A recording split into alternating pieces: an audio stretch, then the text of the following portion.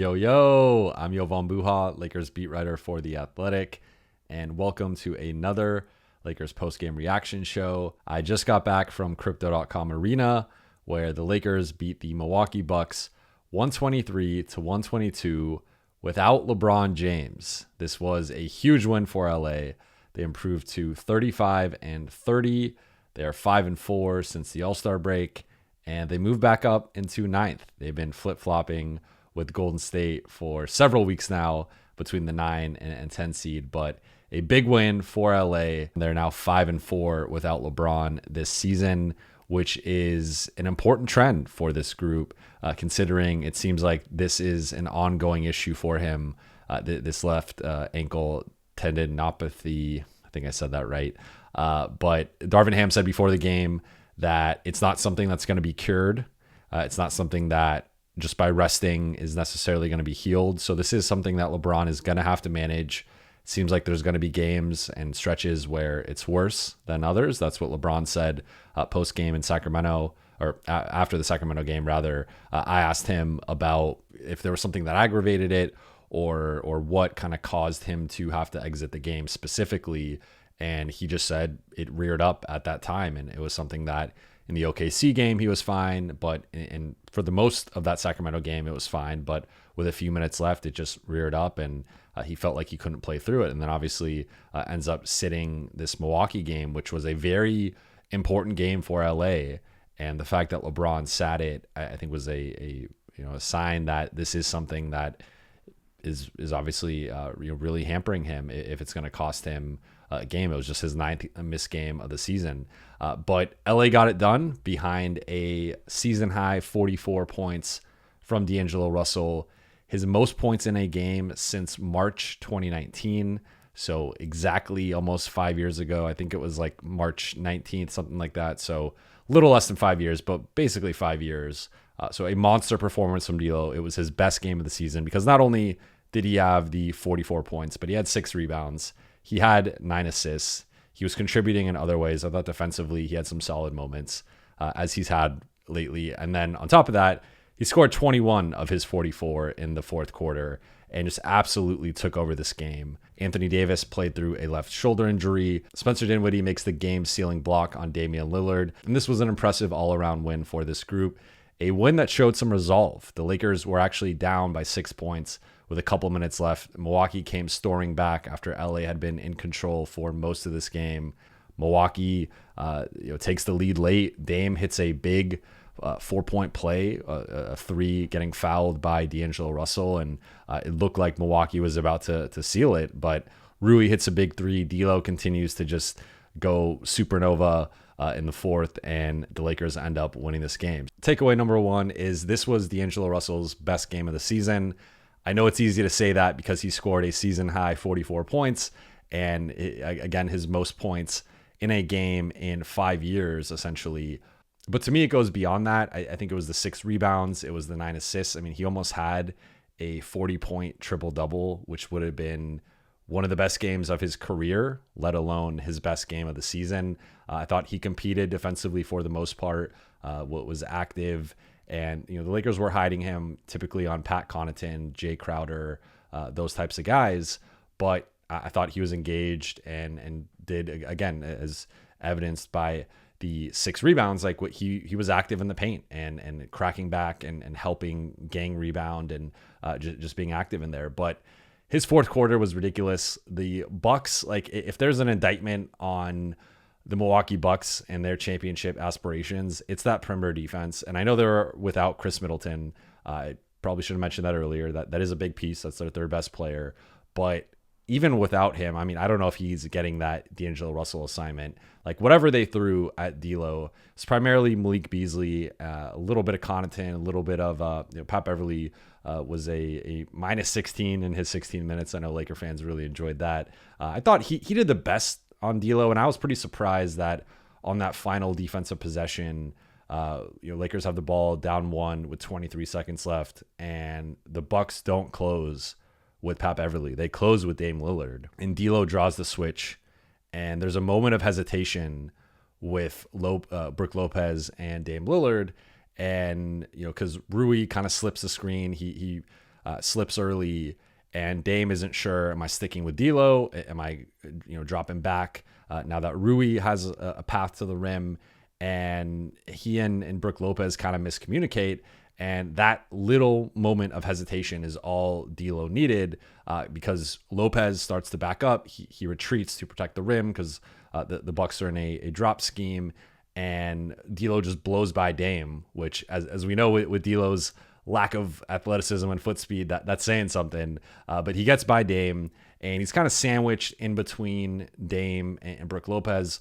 Brook still isn't really sure. He's kind of in no man's land. I put it probably a little bit more on Lopez than Dame, but that's all D'Lo needs for that little floater with about, I think it was like 5.9 seconds, something like that, left to put the Lakers up by 1, and then the Bucks get the final possession in which Spencer Dinwiddie gets the stop. So D'Lo, an incredible, definitely best quarter of the season. The Lakers ran their entire offense through him again.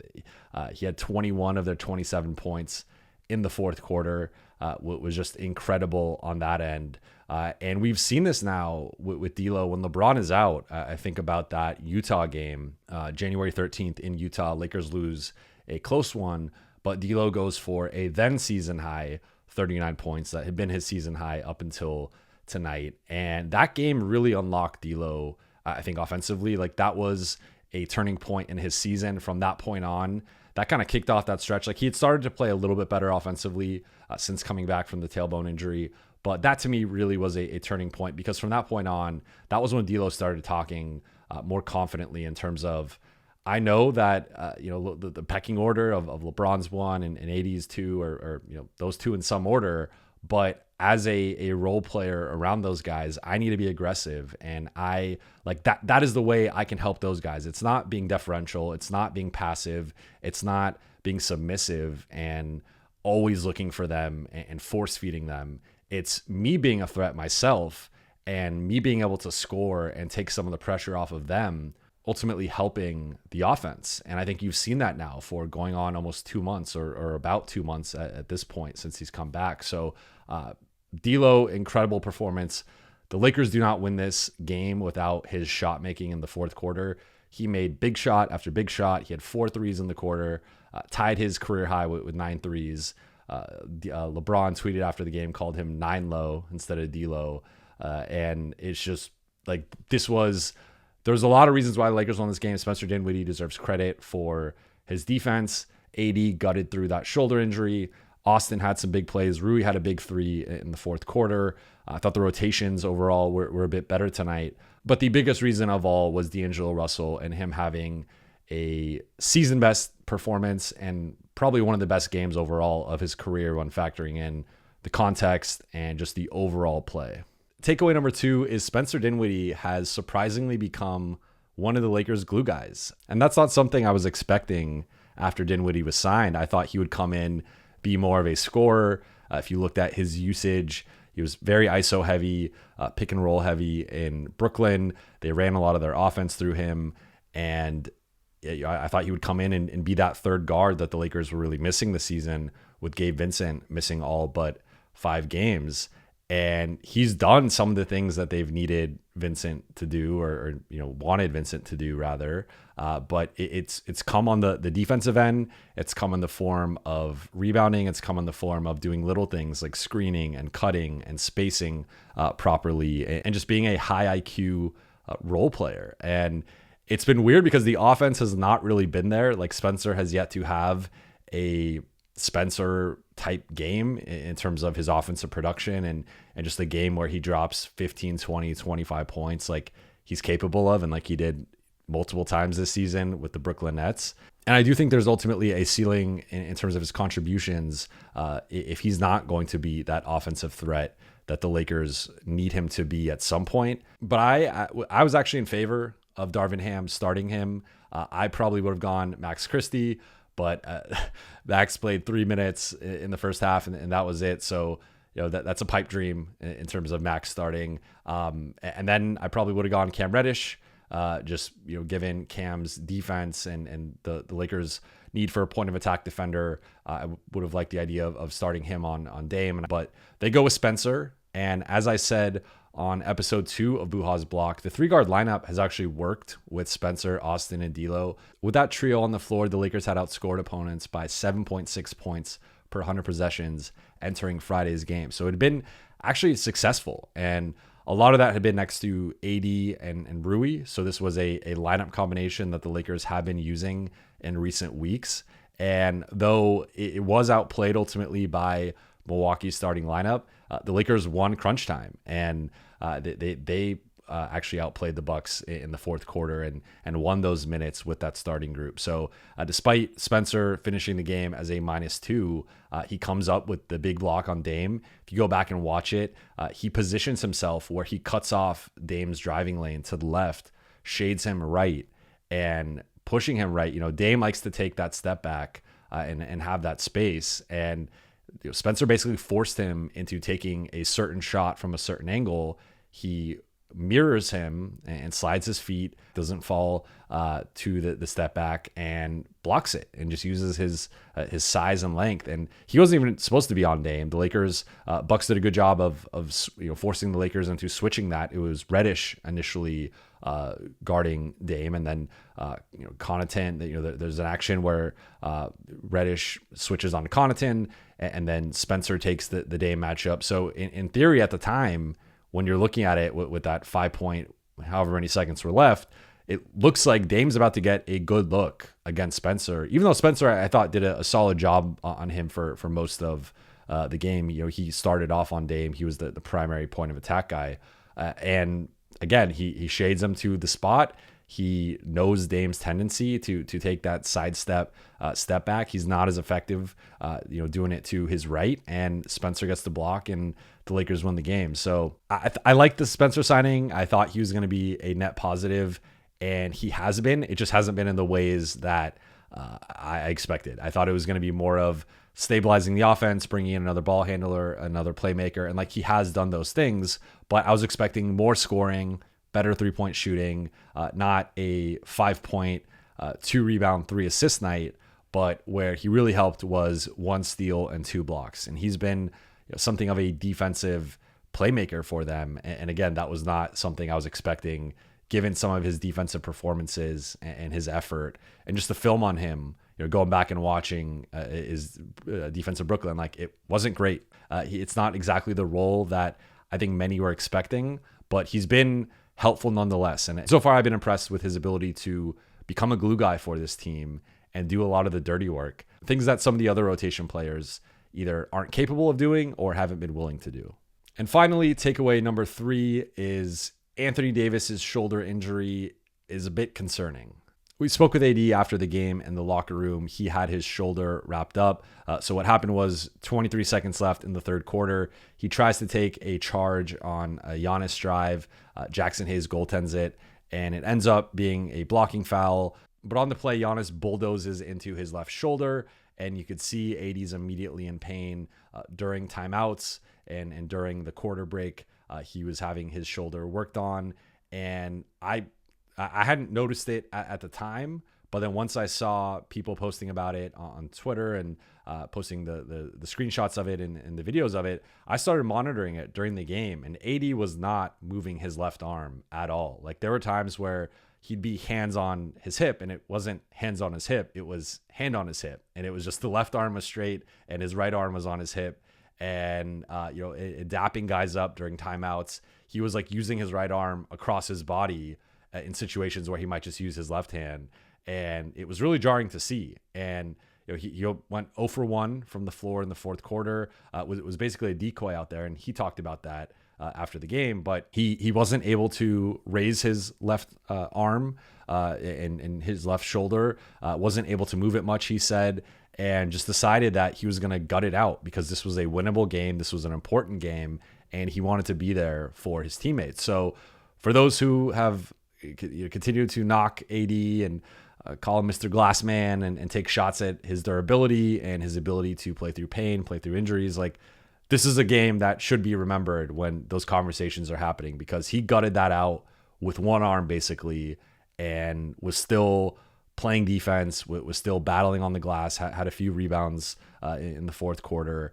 and was still setting screens and was acting as a decoy at times. So it wasn't like he was involved in all the actions. There was a lot of Rui screening and Austin and Spencer and whatnot, but AD was gutting through this one. And the Lakers don't win this game without his general defense and presence on both ends. So we will see what ends up happening. He's going to be reevaluated on Saturday, and that will determine his status for Sunday and ultimately if he's going to miss any time. But this is concerning considering LeBron is already out, and we're not sure if he's going to play on Sunday yet. But to add an AD injury to the list, or even in a slight ailment that could be re-aggravated with, he plays through a lot of contact and he plays a physical brand of basketball, and maybe it's fine and he plays on Sunday, but then all of a sudden his arm gets tangled with someone and it kind of pulls the shoulder, or he drives and takes a hard foul on the shoulder, and then all of a sudden it rears up. So like,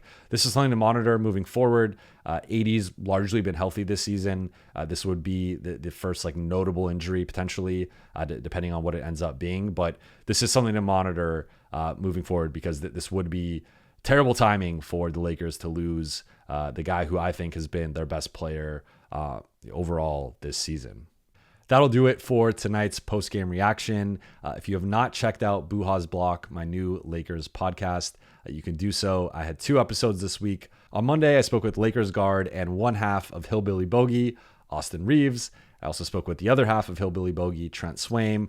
We got into their friendship, what Austin's like as a roommate, comparing Arkansas versus LA, their dream 2v2 golf matchups, then got into the Lakers season with Austin, talked about his third season, the Lakers blueprint to going on another deep playoff run, LeBron and him passing 40K, and then his new shoe coming out, a bunch of different things with Austin. And then on Friday, I did an episode on 5 ways to fix the Lakers, 5 ways to make them more consistent.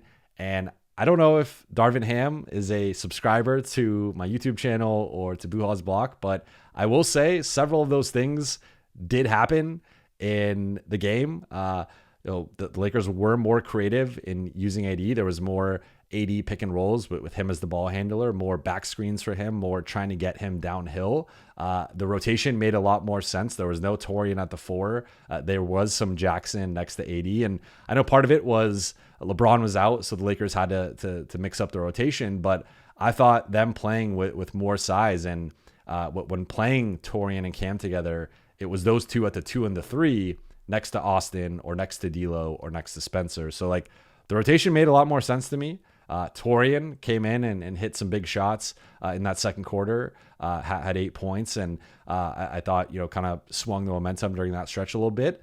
Second or third, I forgot. I thought the Lakers did mix up the defensive game plan against Giannis and Dame. They closed the game with D'Lo. All 5 things I highlighted were things that the Lakers implemented on Friday. They all worked to large degrees, and I was impressed by it. So check out that episode. I also do a mailbag at the end of the episode. I'll be back on Saturday for a live stream. I haven't decided what time yet. I'm leaning towards 3 p.m. Pacific or maybe 4 p.m. Pacific. And then I'll also have a Sunday night post-game reaction to the Lakers matchup with the Minnesota Timberwolves. Thank you guys so much for watching. If you enjoyed this video, please be sure to like, comment, and subscribe, and I will talk to you soon.